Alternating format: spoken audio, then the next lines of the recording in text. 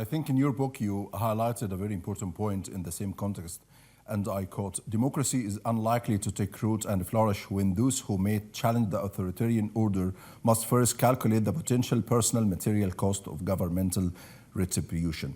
Do you think this is the moment to calculate their potential personal material cost, or we may stay or wait for another 2 or 3 or 4 years?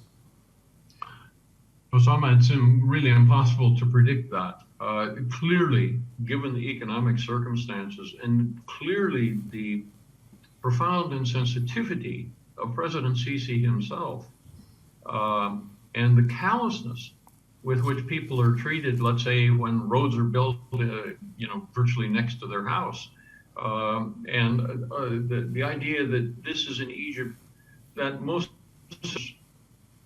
don't have any real role in, that they have been displaced by a regime depending upon the military and the cronies of those people. So there's every reason for an average Egyptian to feel quite alienated from this regime. But at the same time, the repressive apparatus is such that they're frightened to death of it.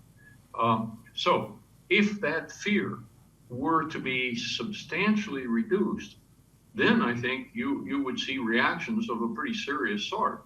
And that's why you're not going to see that repression reduced. He cannot afford to do it. So that then leads up against the international community.